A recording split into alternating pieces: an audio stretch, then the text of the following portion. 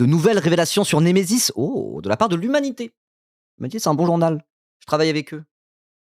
J'ai fait un truc à un moment donné, j'ai fait un move qui m'a fait travailler avec eux. Bon, j'arrête, on parle plus de ça. Donc oui, déjà, allez vous abonner à l'Huma, ils font du super travail. Allez vous abonner à leur chaîne YouTube, comme ça vous pourrez voir l'émission que j'ai chez eux. Voilà, en plus ils sont super sympas. Bref, peu importe. Là, en tout cas, c'est l'Huma qui a sorti un article sur Némésis. Némésis, qui est du coup le groupuscule d'extrême droite, fémo-nationaliste. En vérité, c'est plus un groupuscule raciste et d'extrême droite qui se fait passer pour des féministes. Est-ce que c'est vraiment des fémo-nationalistes au sens propre? Je suis même pas sûr. Moi, je dirais que c'est avant tout un collectif raciste qui fait semblant d'être féministe. Moi, je dirais que c'est la meilleure manière de les décrire. Mais bon, bref, peu importe. En tout cas, voilà, Némésis, qui ont lancé leur narratif par rapport à Quentin, qui s'est fait tuer, qui était juste un pauvre petit catholique passionné de mathématiques et de philosophie, qui s'est pris un traquenard de gauchistes, antifa, terroristes dans les rues de Lyon, qui l'ont tué à main nue, à coups de couteau. Enfin, vraiment, ça, elles ont installé leur narratif dans les médias, et tout le monde a fait que reprendre leur narratif. Déjà, bon, les chaînes de Bolloré, mais ça on est habitué. Ensuite, à peu près toutes les chaînes et tous les médias, quasiment.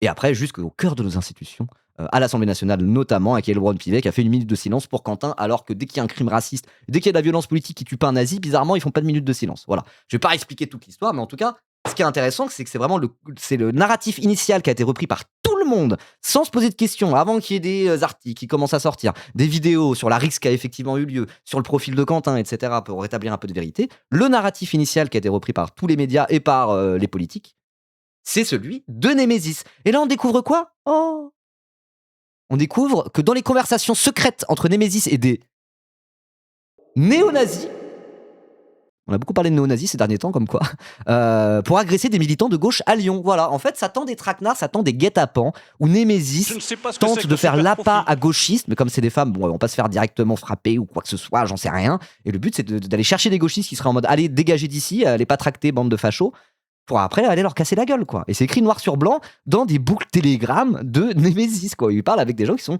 des littéral néo-nazis condamnés pour violence, qui font partie de groupuscules dissous pour apologie de la collaboration avec l'Allemagne nazie, quoi. Voilà, on parle de ce genre d'extrême droite groupusculaire de l'enfer, quoi. Et donc Némésis était directement en lien avec eux, ça on le savait déjà, mais là du coup, preuve à l'appui, enquête à l'appui, on a directement des échanges de messages qui consistent à faire des guet-apens pour gauchistes.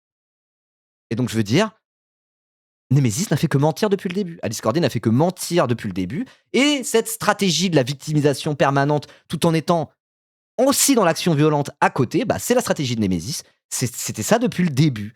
Une grossière instrumentalisation de leurs camarades morts à eux, en plus. Ça pue la merde, quoi. Ça pue la merde. Donc là, quand même, avec la marche à Lyon, où il y avait vraiment des saluts nazis dedans, je trouve que médiatiquement, il commence à y avoir un peu un assainissement, on va dire, médiatique. Alors pas tout à fait, parce que c'est toujours autant le festival pour aller chier sur LFI et dresser un cordon sanitaire autour d'eux, etc. Ça, on en parlera plus tard quand on regardera Aurore Berger sur BFM, etc. Mais quand même, il y a un côté où ça redescend un petit peu, hein, parce que pendant 2-3 jours, c'était vraiment avoir un tout petit peu une parole de gauche. T'étais en mode, je vais me faire harceler et menacer de mort instant, quoi. C'était vraiment uniquement le narratif de l'extrême droite et de Némésis avait le droit au chapitre. Là, quand même, je trouve que ça s'est un peu décanté. Et ce genre d'article de l'UMA, ou le genre de, je sais pas, les vidéos du canard enchaîné, ou tout un tas de témoignages, bah, ont participé quand même à un peu assainir le climat médiatique. Et tant mieux, c'est bien, c'est une bonne chose. Attendez, hop là, j'ai oublié de faire ça. Ok, donc on va lire l'article. À Lyon, dans des échanges internes datant de l'automne dernier, que l'Humanité dévoile aujourd'hui, les fémo-nationalistes et d'autres groupuscules d'extrême droite planifiaient, en toute décontraction, de véritables traquenards visant à attirer les militants antifascistes dans des guet-apens. Tout simplement. Des guet-apens, le mot est lâché. Ah merde, je me suis trompé, j'ai mis 2 P à guet-apens dans mon titre. C'est le genre de mot, on l'utilise jamais. Hop là, je corrige. Ok, donc voilà, là c'est Némésis, vous les connaissez. Avec Sarah Knafo qui est là. Ce mardi-là, vers midi, Némésis planifie sa séquence hebdomadaire d'Agitprop à Lyon, qui pourra, comme de coutume, alimenter les réseaux sociaux. Nous sommes le 14 octobre 2025. La semaine précédente, quelques-unes de ces militantes ont fait un tractage sur le campus Carnot de l'Université catholique de Lyon, l'UCLI.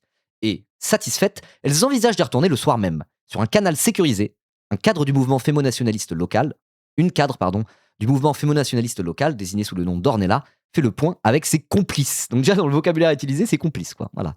Et comme si ça prêtait à commettre un méfait, finalement.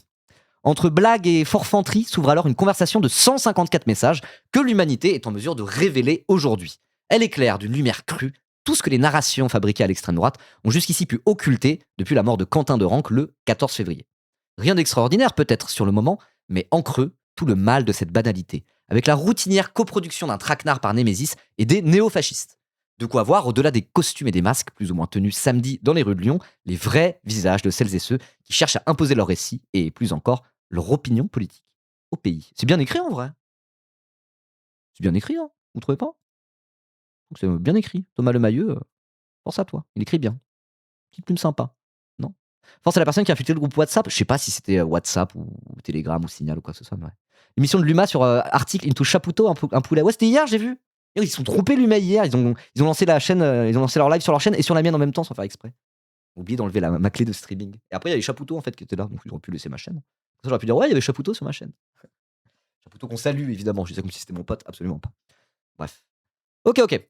Les échanges démarrent par un texto de la responsable de Némésis dans la capitale des Gaules, donc Lyon. On a une militante qui étudie à l'UCLI Carnot. Elle a dit à ses copines qu'on comptait faire une grosse action ce soir, même heure, même endroit. Ses copines l'ont répété à une autre amie, grosse anarchiste. Donc tout le monde est au courant, avertit-elle. Ok. Mais détrompez-vous, ce n'est pas un problème, en fait. Pas du tout. Citation. Il y a des proches ou même militants de la jeune garde, dont ceux qui nous ont pris à partir la dernière fois. Donc il est fort probable qu'ils aient prévu notre venue et mobilisé des gauches. D'accord. Donc elles vont faire une action sur un camping en se disant il y aura du gauchiste. Ok. Dans cette boucle Telegram ultra confidentielle, elle ne compte que 5 membres. Calixte Guy, alors on va en parler. Calixte Guy, mais lui, on a un niveau de nazisme vraiment très très avancé. Hein. Dirigeant du groupuscule nationaliste révolutionnaire Audace Lyon, qui a repris le flambeau après la dissolution du Bastion Social et de Lyon Populaire. Et Calixte Guy lui répond du tac au tac. On t'a expliqué ce que je pensais prévoir? Ornella regrette, mais non. Ok, donc Calixte Guy, on va en parler, ils en parlent un petit peu plus dans l'article après. Lui, c'est vraiment un fou furieux. Hein. C'est un mec de l'extrême droite, groupusculaire, violente. Un vrai nasillon à l'ancienne, ça. Un vrai nasillon à l'ancienne, quoi. Voilà. C'est grave, interroge-t-il. Si vous décalez votre action dans un autre endroit, vous allez à Lyon 2 ou Lyon 3 faire votre action? Nous, on monte une équipe sur place pour choper les gauches. Choper les gauches. L'organisatrice de Némésis tente. Mais tu ne penses pas qu'ils seront plus mobilisés à Carnot? Dans le flux, la figure de la mouvance néo-nazie lyonnaise propose de couper la poire en deux. Si vous voulez absolument le faire, tu peux juste décaler à jeudi. Nous, on se mobilisera et on se planquera dans un bar de la place Carnot. Au moindre signe de violence des gauches, on casse tout. Bah. Merde. On casse tout. Ça n'a pas l'air d'être un militantisme dans le respect de l'état de droit et de nos grands principes républicains, ça, quand même. Hein, non? Ce vocabulaire me tabasse de rire. Mais en même temps, Calixte Guy, c'est un mec qui a participé à 3 groupuscules dissous pour néonazisme. Mais vraiment, c'est le nazi violent à l'ancienne, quoi. Vraiment le nazi violent à l'ancienne, quoi. Évidemment qu'ils vont pas parler en mode genre. Leur but, c'est d'aller casser du gauchiste, littéralement. Mais en même temps, on le répète depuis le début, cette histoire-là. Il y a une raison pour laquelle dans Antifa, il y a anti dans le mot. Hein. Tous les courants idéologiques de gauche, d'extrême gauche, ce que vous voulez, ont pas tous anti dans le nom. Il y en a un quasiment, enfin, il y a antiracisme et antifascisme. Mais l'antifascisme, c'est un mode d'action qui s'inscrit dans l'autodéfense populaire, etc., qui est en réponse à la violence de l'extrême droite, à la violence de ces groupes d'extrême droite que le Calixte Guy, là, il représente à la perfection. Donc oui, il y a absolument rien de détonnant là-dedans. Encore une fois, c'est ce qu'on dit depuis le début. S'il n'y avait pas de groupes fascistes qui vont faire des descentes dans les rues, il n'y aurait pas de groupe antifasciste. Et quand tu regardes, quand on va dire l'antifascisme moderne entre guillemets en France tel qu'on le connaît, avec des groupes autodéfense populaire, il est né, c'est dans les années 80 parce qu'il y avait des skinheads néo-nazis qui faisaient leur loi à Châtelet et qui cassaient des gueules et qui étaient complètement zinzin. Et donc du coup, il y a des équipes de redskins un peu à l'époque là, Antifa, qui sont montées pour aller au contact et à la bagarre pour les dégager de Châtelet parce qu'ils faisaient leur loi, quoi. Historiquement, c'est comme ça que sont nés ces groupes antifascistes. Et pourquoi à Lyon, il y en a en particulier beaucoup et qu'on en parle de la jeune garde, etc. C'est parce que Lyon, c'est un bastion de l'extrême droite groupusculaire. Tout simplement. Et quand tu lis cet article, t'es en mode ah bah oui, voilà. effectivement. Némésis, elles viennent faire leurs petites actions. À côté, ils ont une bande d'une vingtaine de nazillons là, prêts à en découdre et à faire des actions violentes. Et c'est pour cette raison qu'il y a des groupes antifa, pour aucune autre raison. Voilà. Bref. Ok. Attends, j'en étais où? Oui, voilà. On casse tout, dit Calixte Guy, du coup. Tout ça n'arrange pas les affaires d'Ornella. Donc Ornella, c'est une des militantes de Némésis qui est dans cette boucle Telegram ou je sais pas quoi. On a une autre action prévue jeudi à Lyon 2, déplore-t-elle. Je pense qu'on va annuler et reporter. C'est trop risqué. Les filles ne sont pas assez solides, qu'elles sont vraiment préparées et que ça part. Quelques secondes plus tard, elle ajoute néanmoins une offre de service très explicite. Mais on peut être 2. Alors c'est cette phrase-là vraiment qui a tourné à fond. Mais on peut être 2, 3 filles à tracter là où vous voulez les choper. Un peu pour faire l'appât. Et on ne revendiquera pas Némésis.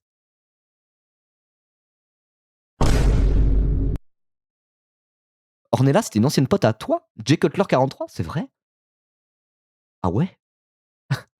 C'est fou ça. Ouais, le lien de l'article, je vous le mets tout de suite. Il est juste là. Hop là! Franchement, cette phrase. Aïe, aïe, aïe. Aïe, aïe, aïe, aïe, aïe, aïe, aïe. Coup dur pour Némésis. On peut être 2-3 filles à tracter là où vous voulez les choper, un peu pour faire la pas, on ne revendiquera pas Némésis. Qu'est-ce que vous voulez dire de plus? Ah vraiment, hein. Comment ils ont présenté le truc à la base, quoi. En mode, c'était notre service d'ordre, notre service de sécurité. Déjà très très bizarre que le service de sécurité soit à 800 mètres plus loin en train de se bagarrer avec des antifas dans la rue et qui sont venus comme ça avec des cagoules, hein. C'est pas vraiment ça. Comme les services d'ordre dans les manifestations, c'est un truc qui existe depuis super longtemps, quoi. Je sais pas, le service d'ordre de la CGT, etc., etc. Il y a tout un lore, même dans les milieux antifa, dans les milieux de Toto, des autonomes, quoi. Un peu. Moi, je me souviens de trucs avec des bagarres entre des Toto Black Bloc et le service d'ordre de la CGT. En manif de gauche et tout, quoi. Il y a tout un lore autour de ça, quoi. Dire on a un service d'ordre, quand on est une organisation politique, même si Némésis, bon, bah, c'est que Némésis, effectivement, c'est des espèces de. C'est l'extrême droite groupusculaire, en dernière instance, vous voyez. Mais normalement, quand t'as un service d'ordre, c'est un peu carré. C'est des gens qui sont formés à ça, qui ont pour but de protéger les gens, un peu comme la CGT fait avec son service d'ordre. Le service d'ordre de la CGT, c'est pas 20 antifas en cagoule avec des gants coquets qui vont se taper avec des faf 800 mètres plus loin. C'est des gens qui tiennent un petit cordon autour du cortège de la CGT, comme ça, si jamais il y a un facho qui vient pour assassiner Sophie Binet, bah, ils se mettent comme ça et il le fait pas, quoi. C'est ça, normalement, un service d'ordre. Donc là, ça montre bien que leur narratif, qui était foireux depuis le début, on a presque un peu le fin mot de l'histoire, entre guillemets, c'est que la méthode de Némésis, c'est vraiment faire les appâts, tendre des guet-apens pour créer un moment médiatique, ou après, c'est en mode genre, oh là là. Enfin non, il y a à la fois le truc créer un moment médiatique en mode on se fait agresser, on se fait agresser, etc., etc. Et de l'autre côté, aussi aller casser du gauchiste, tout simplement. C'est écrit noir sur blanc quand même. Ça la fout très très mal. Voilà. Au bout du compte, Calixte Guy se ravise. Donc Calixte Guy, c'est le néo-nazi au gros bras qui est dans la boucle. Franchement, faites l'action. N'oubliez pas que c'est le moment de faire une visu. Il ne vous arrivera jamais rien en tant que meuf. Et on sera là. La dirigeante de Némésis Lyon s'enquiert tout de même sur le mode rigolard. Vous serez assez nombreux s'ils se sont mobilisés de leur côté, t'es sûr? Je ne veux pas que vous fassiez éclater pour nous, que vous vous fassiez éclater pour nous. Parce qu'on ne pourra pas vous aider, MDR. Parce que si c'est pour que le visu de notre action, ça soit de prendre des œufs et de la farine, on n'aura aucune aura, PTDR. Moins 1000 auras. Ah ouais. C'est vraiment en mode. Tu vois le cynisme qu'il y a derrière ça, hein. C'est pour ça, hein, leur grande prise de position tir à l'âme sur CNews. Quand tu vois que c'est ça dans leur boucle, en mode genre, ah là là, on va passer moins 1000 auras si on se prend des œufs sur la tête, PTDR. On pourra pas vous aider si vous allez à la bagarre, lol. Eh bah, waouh. Enfin, il y a un mort quand même derrière, quoi. Voilà où ça va mener aussi leur connerie, quoi. Bref. S'ensuivent de longs échanges de bons hommes sur le nombre utile de gros bras. Pas besoin d'être trop nombreux si on est sélectif, estime un des sbires. Calixte Guy, qui promit de faire la revue d'équipe au sein d'Audace et la section Karcher, oh waouh, le nom. Le lien d'âme entre Nicolas Sarkozy et les néo-nazis, quoi. La section Karcher, un autre groupe sur lequel il a la main, tranche. Entre 8 et 10 gars, ça suffira et c'est atteignable. Large MDR, ah oui, il manque pas de nazis violents en coulisses. Ce n'est qu'après ces échanges que la nature même de l'action sera déterminée en vitesse. Ce qui laisse penser à un pur prétexte pour un guet-apens, là encore. Il se jouera simplement d'un modeste stickage, soit recouvrir les autocollants des autres avec du matériel de Némésis, quoi. Donc là, l'idée, c'était pas de faire une action avec un sens politique et créer du discours machin bidule. C'était aller dans Lyon, faire une action, peu importe l'action, pour servir d'appât et faire un guet-apens à gauchiste, quoi. Non mais. Quand même. C'est chaud. Ce sont les messieurs qui décident de toute façon. Fais venir toutes les filles qui veulent pour un stickage et un bar, intime l'un des membres à Ornella. À l'heure prévue, les militantes sont à la bourre. Essayez de faire vite, s'il vous plaît. Si ça se trouve, ils sont là. Mais ils vont se barrer en pensant qu'il n'y a rien. À boire un des nervis planqués dans le coin. Dites-moi si vous voulez que je passe devant eux ou quoi, réclame celle qui insiste pour servir de l'heure. Waouh. Quelques dizaines de minutes plus tard, la déception perce. On a stické ce qu'on pouvait dans le périmètre. Maintenant, on fait quoi? Un des types, dépité que ça ne borde pas à l'hameçon, encourage à se rapprocher un peu de la fac. Mais Calixte Guy siffle. Tout le monde rentre! Fin en fiasco cette fois pour les brutes épaisses. D'accord, donc c'est vraiment, il y en avait dans le temps en mode genre putain, on n'a même pas pu casser des gueules, c'est nul! On est à la pêche et ça a pas mordu, merde! Ok. J'ai pas grand chose à commenter, en vrai l'article se suffit à lui-même quand c'est des articles un peu d'investigation comme ça, à part le lire. Mais qui aurait pu prédire? Oui, c'est vraiment ça. Hein. C'est qui Ornella? C'est une meuf de Némésis, hein, je sais pas trop qui c'est. Voilà. Mais ouais, ce sont les messieurs qui décident, des féministes. Hein. Aïe, aïe, aïe. Mais quand tu vois déjà les liens de base avec Némésis, avec toute l'extrême droite internationale, etc., juste avant toute cette affaire, Alice Cordier, elle était avec Tommy Robinson en train d'aller à Barbès en disant regardez, c'est le grand emplacement, il y a des noirs partout, c'est full nom d'arabe là, il faut reconquérir tout ça. Tommy Robinson, c'est une des grandes figures de l'extrême droite britannique et le mec, c'est un immense zinzin suprémaciste blanc, quoi. Vraiment, c'est en mode on fait de la chasse aux migrants, on en a rien à foutre, quoi. Il traîne avec les pires nazis d'Europe, Némésis. C'est cette extrême droite là, littéralement. Donc oui, hein, et encore une fois, c'est ce que je disais, c'est même pas des fémo-nationalistes pour moi. C'est des fascistes qui se font passer pour des féministes. C'est juste ça, quoi. C'est des menteuses, quoi. Je veux dire, le mensonge dans l'idéologie politique, l'idéologie qui est présente, on le retrouve aussi dans leur méthode d'action, quoi. De toute façon, l'extrême droite, à un moment donné, l'extrême droite, c'est aussi une des caractéristiques de l'extrême droite, c'est de ne pas s'enquiquiner de la vérité, quoi. C'est de mentir, avancer masqué, tout inverser, renverser les choses sur elles-mêmes jusqu'à ce que plus rien n'ait de sens et que ça soit la loi du plus fort à la fin, quoi. Genre, le mensonge, c'est un des modes d'action préférés de l'extrême droite. Parce que ça correspond à leur idéologie qui est mensongère, quoi. C'est faire fi de la réalité, faire fi des réalités sociales pour imposer par la force un ordre social violent, quoi. C'est aussi ça l'extrême droite, quoi. Donc je veux dire, quand tu prends Némésis qui s'inscrit totalement dans l'extrême droite fasciste, quoi, dans le fascisme, et ben c'est ça, c'est mensongère sur l'idéologie qu'elles prônent. Elles font semblant d'être féministes alors qu'elles ne le sont absolument pas pour faire avancer des idées suprémacistes blanches, nationalistes, racistes, tout ce que vous voulez. Donc ça, c'est dans l'idéologie qui présente. La manière de présenter leur idée est mensongère et leur mode d'action est mensonger aussi. C'est en mode genre, non, on ne fait que dire des pancartes, alors qu'en vérité, ça organise littéralement des guet-apens à gauchistes avec des néo-nazis condamnés pour violence, quoi. Voilà. Donc, c'est des menteuses, quoi. Des grosses menteuses. Et l'extrême droite ment tout le temps. Est-ce que c'est la seule bonne manière de combattre l'extrême droite que de débunker leurs mensonges ou quoi que ce soit? Bah non, c'est plus compliqué que ça. Mais faut pas se priver aussi d'un peu de débunkage de temps en temps, parce qu'ils mentent tellement qu'il y a des moments, bah voilà, rétablir un peu de vérité là-dedans, leur mettre le nez dans leur caca, c'est bien, il faut le faire. C'est pas l'alpha et l'oméga de la lutte contre l'extrême droite, parce que si tu fais que ça sans proposer un contre-discours, etc., c'est peine perdue. C'est peine perdue. Il faut une contre-proposition à la proposition de l'extrême droite, qui est une vraie proposition, hein. L'extrême droite, c'est en mode genre: «Ah, vous avez des vies de merde là, dans ce capitalisme? On parle pas de capitalisme, on parle d'arabes et de noirs et d'immigrés. Votre vie de merde, c'est à cause des immigrés, des noirs et des arabes et des musulmans. Regardez sur les Virtus de France, vous aurez une meilleure vie.» Il y a une vraie proposition. Une proposition qui mène nulle part à part de la souffrance humaine. Mais il y a une vraie proposition. Donc il faut à la fois savoir débunker leurs mensonges et ne pas s'en priver, parce que le mensonge est un de leurs modes d'action privilégiés. Mais à côté de ça, si t'as pas un contre-discours, une contre-proposition, même plus largement qu'un contre-discours, c'est peine perdue, quoi. Voilà. Mais là, dans ces moments-là, quand tu vois à quel point ce mensonge initial de Némésis a été récupéré jusqu'au plus haut niveau de l'État, n'est-ce pas? Faire du débunkage, entre guillemets, c'est quand même très très utile, quoi. Voilà. Et c'est aussi la condition nécessaire à pouvoir proposer cette contre-proposition et ce contre-discours. Voilà, rétablir un peu de vérité là-dedans. Et du coup, t'es en mode, voilà, maintenant qu'on a rétabli un peu de vérité, le contre-discours, il commence à être un peu plus intelligible, quoi. Voilà. Bref. Allez, on continue lire l'article. Il est pas très très long. On va continuer. C'est où? Je sais plus. Oh oui, tout le monde rentre. Fin de fiasco, cette fois pour les brutes épaisses. 1 an avant de parader dans Lyon, Calixte Guy participe à une attaque des hussards à Paris. Tiens.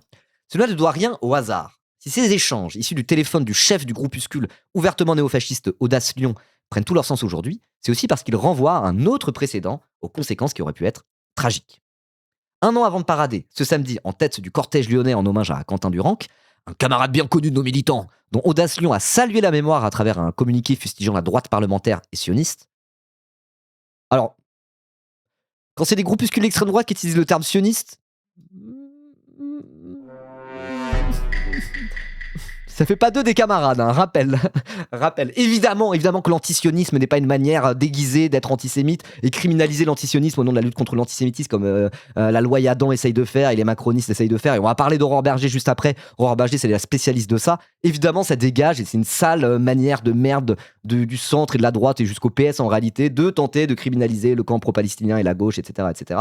Évidemment. Mais quand on parle de gens qui sont dans Audace Lyon, dans des groupuscules néo-nazis et compagnie, eux, pour le coup, déguiser leur antisémitisme historique d'extrême droite en antisionisme, eux pour le coup c'est vrai, c'est ce qu'ils font typiquement, quoi. Donc voilà, le communiqué de Audace Lyon, l'utilisation du mot sioniste là, ça fait pas d'eux des pro-palestiniens solides. Je tiens à le rappeler. Aïe. Bref, ok. Donc Audacieux avait salué la mémoire, blablabla. Calixte Guy avait participé à l'attaque bien planifiée le 16 février 2025 à Paris par les Hussards, nouveau label du GUD, et des Zouaves après leur dissolution. Ah d'accord, contre la projection d'un film de Costa Gravas par l'organisation de jeunesse Young Struggle. Je m'en souviens de ça, vous en souvenez? Ça avait beaucoup fait parler de soi pour une simple et bonne raison, c'est que du coup ils avaient attaqué un endroit où c'était juste des gauchistes, une organisation qui s'appelle Young Struggle, donc la jeune lutte, un peu ça quoi, avec la projection d'un film de Costa Gravas, etc. etc. C'était rien, c'était vraiment une projection dans un lieu à Paris. Ils sont arrivés, ils ont attaqué, ils ont tabassé au sol, et ils sont partis au cri de Paris est nazi. Voilà, exactement Solvitex. Je crois qu'ils étaient venus avec un couteau même. Moi, je crois qu'il y avait eu un coup de couteau qui était parti. Hein. Après, il n'y a pas eu de mort du coup. Tant mieux. Hein. Et oui, ils avaient crié Paris est nazi. Et comme c'était en mode genre, ouh, ah ouais, ah oui. Donc c'est littéralement des néo-nazis qui attaquent des gauchistes qui n'avaient rien demandé, quoi. Voilà. Et donc, du coup, dans cette attaque-là, et ça, je le découvre en même temps que vous, il y avait le fameux Calixte Guy, qui du coup est en contact avec Némésis pour aller casser du gauchiste. Donc elles ont le discours là qu'on entend depuis quelques jours. Là, nouveau élément de langage de la part de l'extrême droite, c'est pas la première fois qu'ils le disent, mais là ça a été répété ad nauseam, on va dire. C'est de dire rappelez-vous, ils nous nazifient, ils nous traitent de nazis pour justifier de nous tuer. Alice Cordier, non pas Alice Cordier directement, Némésis, dans des boucles privées, sont avec un néo-nazi assumé Calixte Guy, qui a fait des attaques de gauchistes à Paris, qui a crié Paris est nazi, littéralement il a crié Paris est nazi. Ils ont des boucles Telegram avec Némésis pour dire comment on va faire des guet-apens pour aller casser du gauchiste, et on n'a pas le droit de les nazifier. C'est pas de la nazification, le mec est ouvertement nazi quoi. Voilà. Donc bon, je sais qu'on a tendance parfois à gauche d'avoir le nazi facile, et moi je suis le premier à avoir le nazi facile, parce que j'aime bien traiter l'extrême droite de nazi de manière générale, c'est ce que je fais depuis le début. Voilà. Mais là, bon, force est de constater que c'est quand même un peu des nazis, quoi. Ça va, stop, quoi. Stop. Bref. Ok, donc Calixte Guy avait participé à l'attaque, bien planifiée, etc., etc. Donc ça avait crié Paris est nazi. Bah, c'est écrit là d'ailleurs, j'avais pas vu. Une descente concertée qui s'était soldée par le tabassage en règle à 20 contre 1 d'un militant cégétiste et antifasciste avec coup de casque, de pied dans la tête et tesson de verre. Puis, alors que la victime gisait au sol, cette chevauchée enregistrée en vidéo sur laquelle on entend les néofascistes hurler Paris est nazi, Lyon est nazi aussi. Super, hein. Ah, le service d'ordre de Némésis. Hein. Dans cette affaire toujours en cours d'instruction, 25 participants à l'attaque ont à cette date été mis en examen pour violence aggravée en réunion, ce qui fait un peu plus que sur l'affaire Quentin en réalité.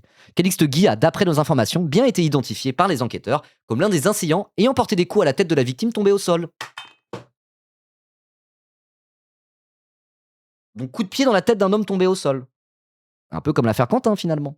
Donc quand on dit depuis une semaine, ou un peu moins, je sais plus exactement, qu'en fait tout ça, c'est une bagarre de rue entre FAF et Antifa qui finit un peu par déraper. Alors voilà, je dis pas ça pour être en mode oh ben c'est bon, qui crève, etc., etc. Moi je veux pas être sur cette ligne-là, quoi. Force est de constater que oui, c'est un petit peu ce genre de truc-là. Parce que des FAF qui donnent des coups dans la tête à des hommes au sol, on en a des exemples documentés comme ça, quoi. Voilà. C'est pas les antifas qui font ça et c'est les seuls à avoir le déshonneur de tati tatata. Moi, je pars du principe que des bagarres de rue où tu te retrouves à foutre un grand kick dans la tête à un mec au sol, faut pas faire ça. Faut pas faire ça, c'est complètement con. Ça ne sert à rien.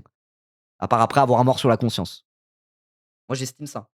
Mais je veux dire, tout ce narratif qui consiste à dire que c'est les antifas violents qui font ça à des pauvres petits nationalistes qui n'ont rien demandé. Non.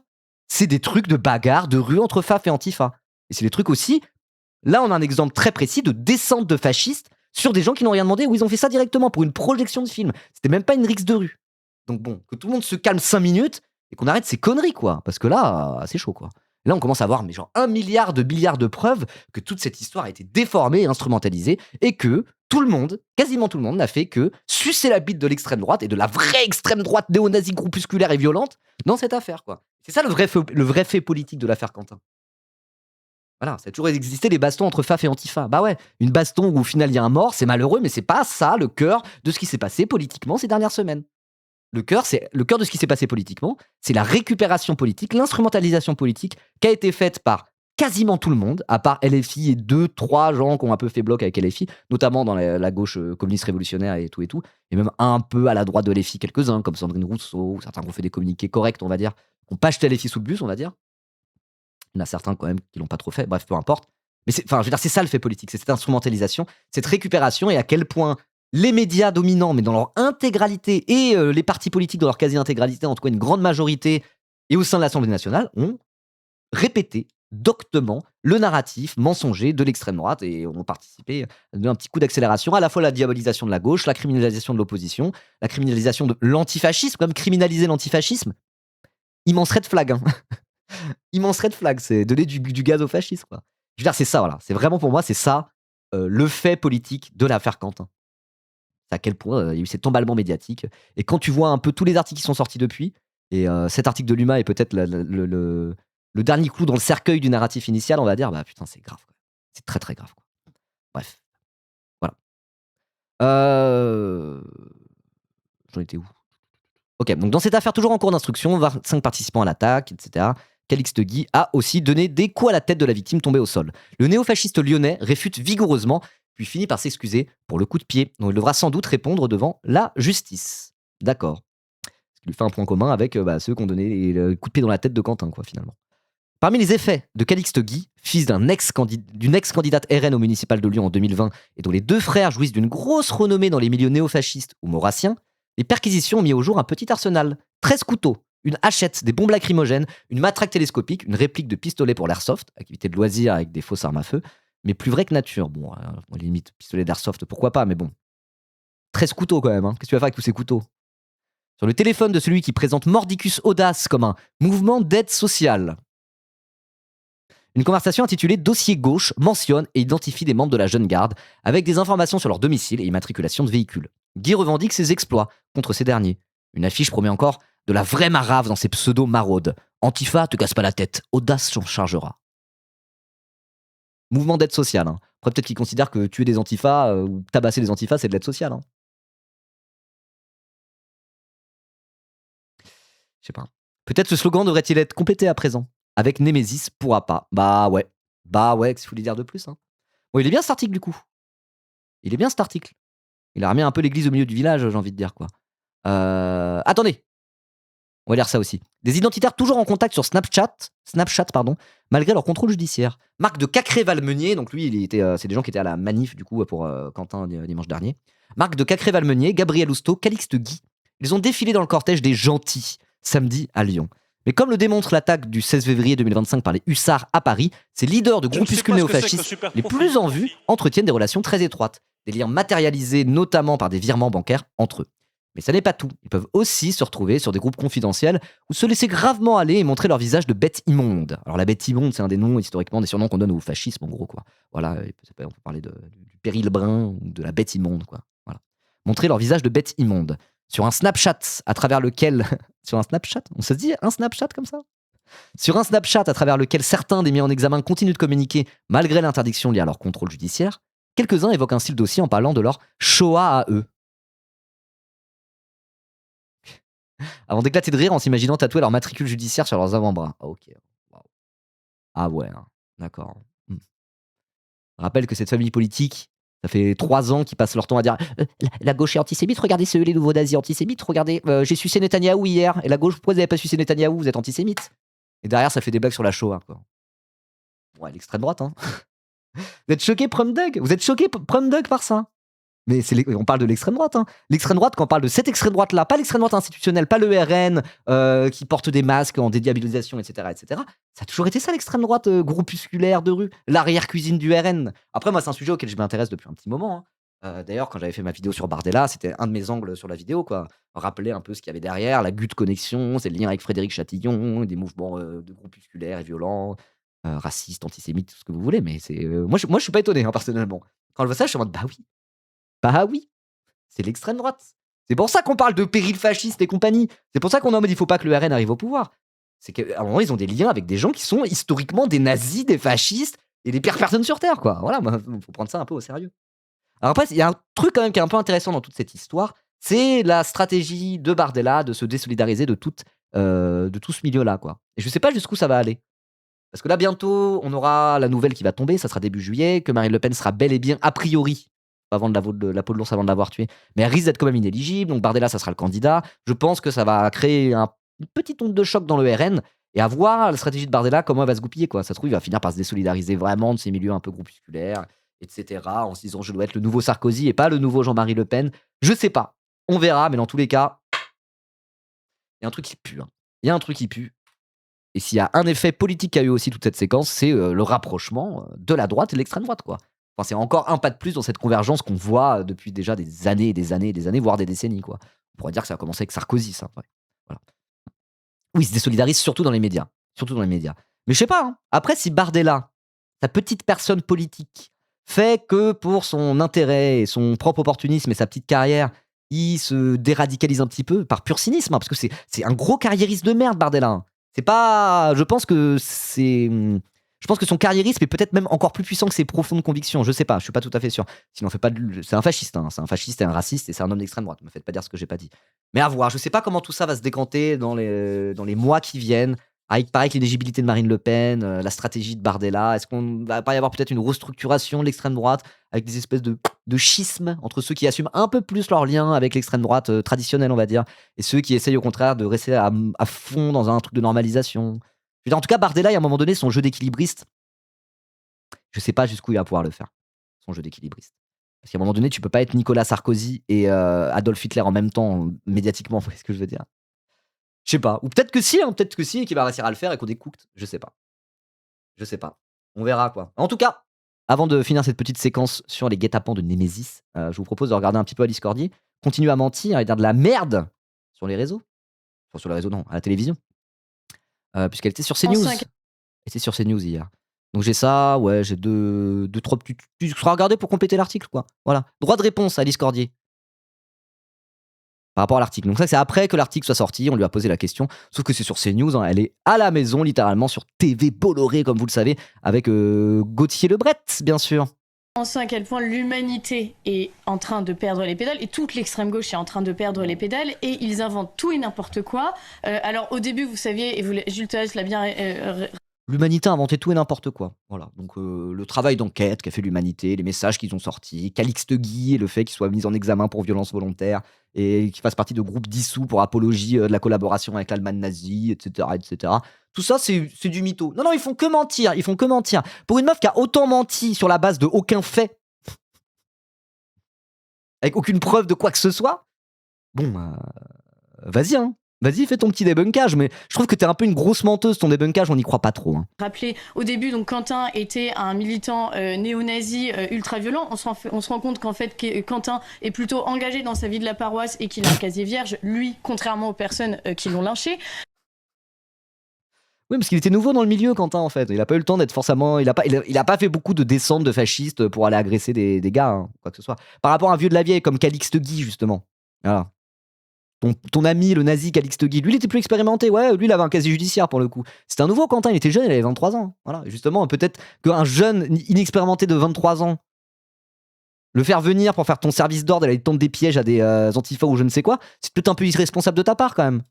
Ensuite, on nous accuse, on explique. Et je dis pas ça pour justifier sa mort ou quoi que ce soit, encore une fois, quoi. Mais voilà, attaque-lui en diffamation, on va voir. Hein. On va voir qui est le plus sérieux d'un point de vue journalistique, quoi. C'est une rixe entre l'extrême gauche, l'extrême droite, que en fait. C'était une rixe entre l'extrême gauche et l'extrême droite, c'est littéralement, on a les images. En fait, la jeune garde existe parce qu'il y a un climat terrible à Lyon. C'est vrai, c'est la réalité, droite. Mais putain, waouh!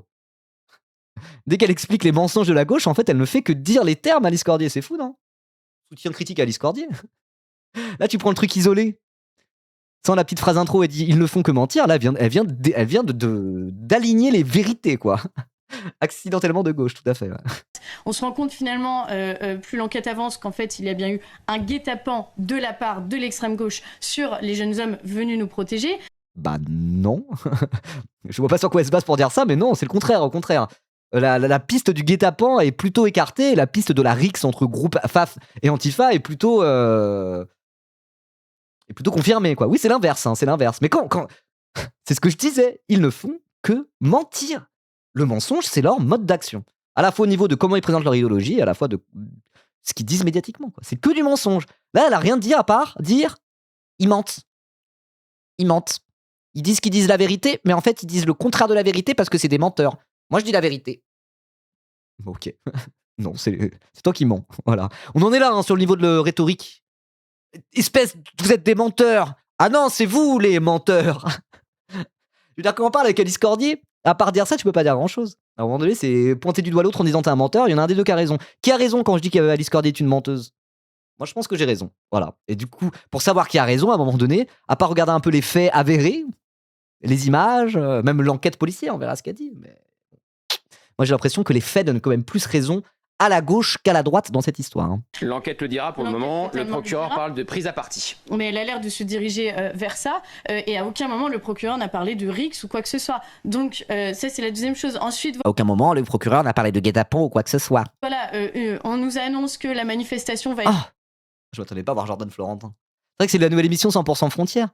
Je l'avais pas reconnu, j'aurais dû le reconnaître. Même Dodo, on le reconnaît bien, Jordan Florentin. Avec sa moumoute mal posée. Son espèce de taper mal fait, là. Je me suis fait surprendre. Que la manifestation va être surviolente, que va y avoir des violences toute la nuit et que c'est le retour du bruit des bottes dans les rues de Lyon et qu'il y aura des agressions la nuit. Bon, il y avait des saluts nazis quand même. Alors oui, les nazis se sont bien comportés, ouais. Ils ont pas foutu le bordel, ils ont été très sages. Mais est-ce qu'ils ont été nazis? Moi, c'est ça la question que je me pose quand même. On parle de politique quand même, c'est important un peu les idées, non?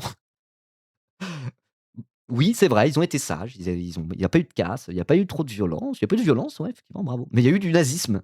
Moi, ça me suffit pour dire que c'était des nazis.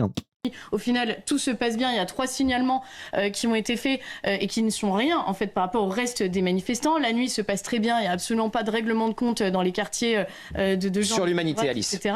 Et là maintenant, on apprend que c'est nous en fait qui faisons des guet-apens. Voilà, les militantes de Némésis. Ça fait 6 ans qu'on existe, qu'il n'y a jamais eu la moindre condamnation à notre égard, la moindre condamnation pour violence. Mais c'est Nicolas Sarkozy qui parle. C'est la défense Sarkozy, ça je le reconnais. Est-ce qu'elle va dire ça? Quelle indignité. Nous sommes sur CNews, nous sommes sur le groupe Bolloré. Donnez la parole à un journal communiste qui a collaboré avec l'ennemi. Stalinien, gavé de subventions publiques. Quelle indignité. C'est la défense Sarkozy, littéralement, c'est la défense Sarkozy. Ce qu'il n'y a jamais eu. Il n'y a aucune preuve, hein. Je suis innocent. Oui, bon, oui, d'accord. Okay. La moindre condamnation à Sarkozy, il disait la même chose. Force est de constater qu'il est sous bracelet électronique maintenant. Notre égard, la moindre condamnation pour violence. Et maintenant, on apprend que c'est nous en fait qui organisons des guet-apens pour faire tomber l'extrême gauche. Et tout ça à partir d'un échange Telegram obscur avec des pseudos dont personne ne comprend rien. Mais ça s'appelle du travail d'enquêteur aussi, genre oh là là. Facile de dire ça. Hein. Merci Androme Desquatraines pour le Prime et pour ton 2e mois d'abonnement. Merci beaucoup. Alors nous, on vient de lire l'article, Alice Cordier. Je tiens à dire qu'on comprend très bien l'article. Il est très clair. Hein. Il est très très clair. Hein. Donc si vous voulez, le professionnalisme de l'humanité et de tous les députés de la France Insoumise qui se sont jetés sur cette information, tout comme ils se sont jetés sur les 15 secondes du Canard enchaîné, en oubliant de préciser que le Canard enchaîné n'avait pas montré la scène de lynchage, par exemple. Donc voilà. Donc ils n'avaient pas montré la scène qu'on avait déjà vue. Révélation avec des nouvelles vidéos du Canard enchaîné. Dans leur révélation avec les nouvelles vidéos, ils ont même pas mis les anciennes vidéos. Bah oui, parce qu'on les ont déjà été publiées directement en prime time à 20h, premier sujet du 20h de TF1. Bah oui, ça ne sert à rien. Révélation, on vous remet les images qu'on a vues hier. Bah non, ils ont mis les nouvelles images. Oh, le niveau de l'argumentaire. Oh. Là encore, on voit le professionnalisme et la façon dont est traité. Le niveau de l'argumentaire. Comme quoi... Derrière ce front, il n'y a pas un cerveau si gros que ça. Hein. Cette enquête qui vise à nous salir, à salir les victimes jusqu'au bout, finalement, plutôt qu'à chercher la vérité. La vérité. Chercher la vérité. Bon, la vérité n'est pas de ton côté, hein, Alice Cordier, je suis désolé. Hein.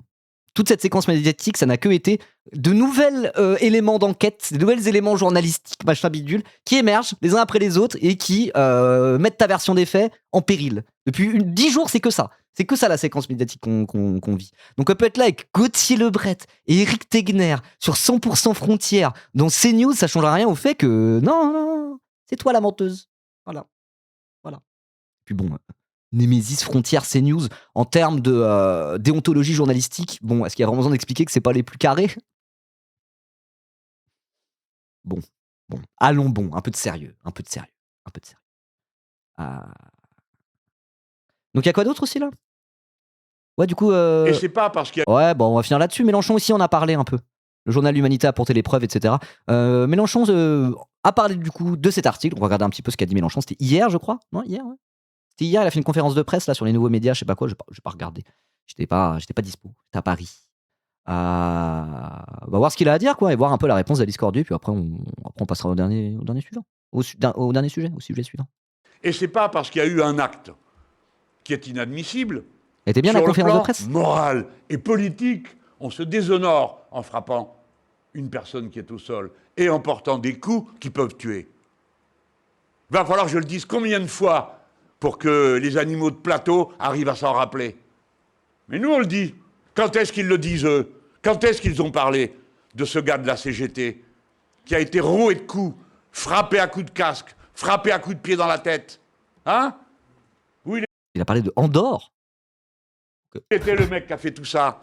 À la manif néo-nazie. Oui. Comme le gars qui était interdit d'être là. Comme au moins une dizaine de nazis avoués. Et qu'est-ce qu'il y avait autour? Comment ça se fait que personne n'ait identifié la présence de gens interdits de présence ce jour-là? Moi, je pense que c'est lié quand même à l'alignement idéologique de la police française, hein, qui est quand même très très marqué à l'extrême droite. Hein. Je sais pas, c'est juste. Je sais pas. C'est une hypothèse. C'est une hypothèse. De gens qui sont sous enquête judiciaire pour avoir tabassé quelqu'un dans la rue? Non, il ne s'est rien passé. Et qui a parlé de tout ça? Alors, il faut le dire honnêtement. Parmi toutes les chaînes d'infos, une. Et puis parmi tous les journaux, l'Humanité, qui ne s'est pas contenté de commenter, mais qui a donné des preuves, des noms, des situations, et qui a apporté la preuve que Némésis n'est pas le rendez-vous d'une série de féministes qui discutent de thèses. D'abord, le fait qu'elles soient féministes est discuté par d'autres féministes, qui ont déjà provoqué les manifs féministes, où elles ne sont pas invitées. C'est pas moi qui fais la liste des invités. C'est celles qui convoquent la manif du 8 mars, qui ne les ont jamais invitées. Et quand elles sont venues, leur ont dit « Allez-vous-en, vous n'avez pas votre place ici ». Elles restent quand même. Pourquoi? Est-ce qu'elles savent que le 8 mars est une invention de l'internationale communiste? Et oui, ça. Est-ce qu'ils savent que le 8 mars, c'est à l'origine de la révolution de février, en 1917, en Russie? Alors peut-être vous vous dites, mais le 8 mars, la révolution de février, t'es con quoi? Mais c'est parce que c'était le calendrier Je ne sais pas ce que c'est grégorien, que georgien, super je sais plus profit. là. Il y a 2 calendriers, ils n'avaient pas le même en Russie. Donc du coup, la révolution d'octobre, c'était en novembre, et la révolution de février, c'était en mars. Voilà, mais à l'origine de la révolution de février, il y a eu 2 révolutions en Russie. Il y a eu la révolution bolchevique, la fameuse révolution Octobre Rouge, la prise du Palais d'Hiver, Lénine, tout ça. Aïe, aïe, aïe. Et, mais avant, il y a eu une première révolution. En gros, où c'est le tsar est tombé, il y a eu un gouvernement provisoire. Et après, il y a eu une deuxième révolution la même année, révolution bolchevique. La fameuse, quoi. Gloire à la révolution de 17. Mais du coup, la première révolution de 17, c'est en gros la fin du tsar, mais pas le début du communisme soviétique, on va dire. Et bah, ça a commencé avec la grande manifestation du 8 mars pour la journée, pour la lutte des droits des femmes, etc., qui existe depuis longtemps et qui est un truc de gros gauchistes à la base, quoi. De communistes et de socialistes au sens propre, quoi. Vous voyez? Et effectivement, la révolution de février, elle part de là, quoi. Donc c'est un truc, normalement, quand t'es d'extrême droite, tu fais pas la manif du 8 mars. Ça serait comme si un groupuscule, enfin un groupe d'extrême gauche allait à la manif du comité du 9 mai ou célébrer des trucs qui sont traditionnellement associés à l'extrême droite ou à la droite nationaliste. Le 8 mars, elle est historiquement associée, cette date, au mouvement ouvrier, au mouvement social, aux communistes, aux socialistes, aux rouges, quoi. C'est bien de le rappeler. Est-ce qu'elles savent que c'est Alexandra Kollontai qui a eu cette idée? Oui, voilà, il connaît mieux l'histoire que moi. Hein? Moi, je suis en inculte à côté de Mélenchon, évidemment. Eh bien, collez-vous ça dans le crâne, Némésis. Et allez faire, ne venez pas aux manifestations comme... Attention avec les mots utilisés, collez-vous ça dans le crâne, ça peut être mis hors contexte, et après, voilà, on sait comment ça finit. Alice Cordier qui fait une story sur toi, hein. Ça m'est déjà arrivé, donc fais gaffe. communistes parce qu'on ne veut pas de vous. Voilà le message. Mais par contre, Némésis doit nous rendre des comptes. L'humanité aujourd'hui vient de montrer qu'elle monte des complots pour qu'il y ait des bagarres. Et quand Rima était à Lyon, elles ont monté un complot pour qu'il y ait une bagarre. La preuve, c'est qu'elles étaient à la porte. La preuve, c'est que les autres étaient embusqués dans un tunnel en attendant je ne sais quoi, la fin, le début de la réunion, je ne sais pas quoi. C'est un traquenard dans lequel qui se préparait à Lyon. Ah, c'est fini? Désolé, je regardais mon OBS. Pardon. Bah oui! Dis bien! En vrai, il fait plaisir, Mélenchon, sous cette séquence. Lui, il est vraiment genre, je vais pas me taire, moi. C'est des nazis. Dis bien. Bah ouais, franchement, ça fait plaisir. Ça fait plaisir. Donc Alice Cordier a répondu quand même aucun guet-apens à notre actif, contrairement à votre milice privée, la jeune garde qui a tué un homme. Attention à ce que vous dites, monsieur Mélenchon, vous allez vous retrouver à financer notre prochaine action. Rendez-vous demain. Ok. Bon bah vas-y, porte plainte en diffamation contre l'humanité, qu'est-ce que tu veux que je te dise? Vas-y, écoute, super. Je pense pas qu'il va en sortir gagnante. Alice Cordier. Bref, voilà, hein, je voulais vous lire l'article, je voulais parler de ça, parce que là quand même, est-ce que ça serait pas un peu aussi, comme je disais, le dernier clou dans le cercueil au narratif de Némésis? Et de l'extrême droite, qui a été repris? Je sais pas. Mais en tout cas, pour moi, c'est important d'en parler, essayer de faire circuler un maximum l'info, quoi, pour montrer que vraiment, toute cette séquence médiatique, c'est basé sur des mensonges d'extrême droite. Et quand je dis extrême droite, c'est des gens qui sont directement en contact avec des néo-nazis qui font partie de groupuscules violents, dissous. Et qui ont fait des descentes notamment à Paris, au cri de Paris est nazi, où ça a tabassé un mec au sol, alors que c'était une projection d'un film, hein, c'était pas en mode bagarre de rue. Voilà. Donc ça me paraît quand même être relativement important d'essayer de faire circuler cette info pour bien montrer que Némésis et compagnie, vous êtes une grosse bande de menteurs. En plus d'être des nazis. Nazis et menteurs, bah super. Je préfère un nazi honnête, tant qu'à faire. Est-ce que ça existe seulement? Je sais pas. En tout cas, si vous regardez la vidéo YouTube, n'hésitez pas à faire circuler l'info un maximum. Vous pouvez partager cette vidéo, la commenter, liker, vous abonner. Vous connaissez tout ça. Voilà, et même faire circuler l'info. Voilà, là, on a besoin d'un contre-narratif, et c'est pas juste un contre-narratif, c'est dire la vérité, quoi. Voilà. Je veux dire, si contre-narratif il doit y avoir, dans tous les cas, il doit s'appuyer sur la vérité, quoi. Et là, on a suffisamment d'éléments pour que le contre-narratif, juste, faut le dérouler, quoi. L'extrême droite a menti, et quasiment tous les partis politiques l'auront sucé la bite. Et ça, il faut le dire, il faut continuer à le dire, parce que sinon, voilà, quoi. Bref, vous m'avez compris. Abonnez-vous.